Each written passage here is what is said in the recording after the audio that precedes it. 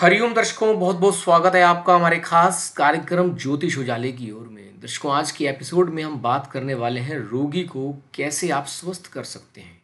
कई बार कोई घर का सदस्य या आप स्वयं खुद ही बीमार हो जाते हैं और दवाई करने के बाद भी, इलाज करने के बाद भी कोई सफलता हासिल नहीं हो रही होती है, यानी कि आपका रोग दूर नहीं हो रहा होता है। इसके कई कारण हो सकते हैं। आपको सबसे पहले अपनी जन्म कुंडली का विश्लेषण कराना चाहिए कि इलाज करने के बाद भी रोग जा नहीं रहा। कई बार गोचरवश ग्रहों की अशुभ स्थितियां बनी होती हैं। आपकी कुंडली में ऐसे किसी ग्रह की महादशा या फिर अंतर्दशा चल रही होती है जो आपके लिए फेवरेबल नहीं होता।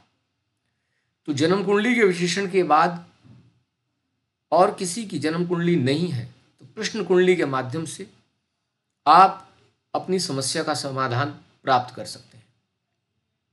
ये तो हुई एक बात, क्योंकि जो आपकी कुंडली, आपकी जो निजी कुंडली के अकॉर्डिंग आपको उपाय बताए जाते हैं वो बिल्कुल सटीक परिणाम लेकर आते हैं।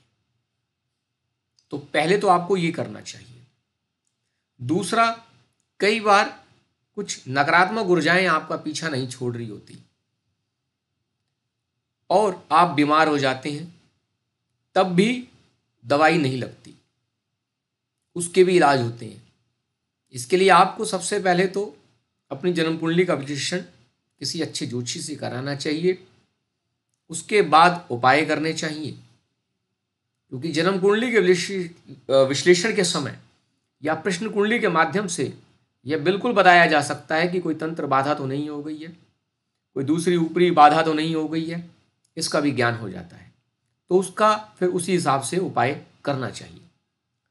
तीसरा, वास्तुशास्त्र के अनुसार कई बार हम लोग अपने घर में कुछ छेड़छाड़ कर देते हैं रिनोवेशन के नाम पर, और उसके बाद से ही समस्या शुरू हो जाती है। अब घर में कई सदस्य होते हैं और किसी पर्टिकुलर व्यक्ति को ही वह समस्या आती है। पूरे घर का प्रयोग तो वही कर रहे हैं, सभी कर रहे हैं, लेकिन समस्या किसी को आ रही है।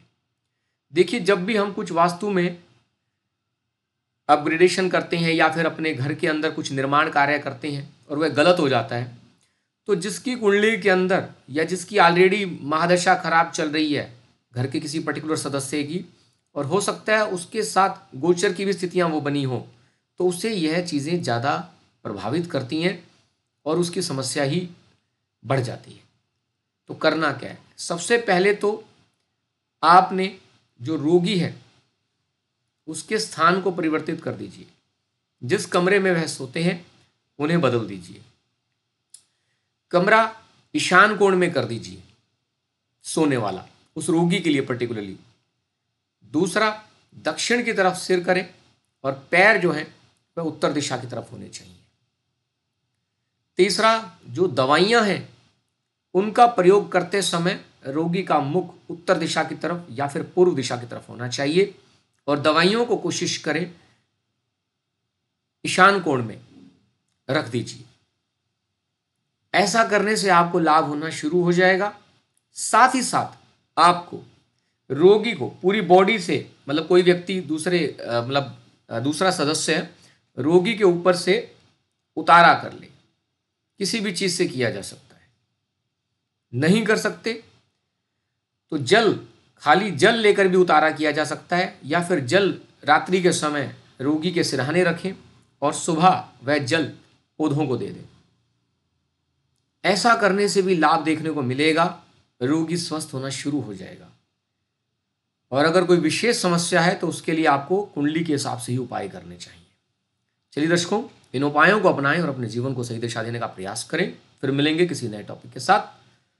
हरिओम हरिओम हरिओम।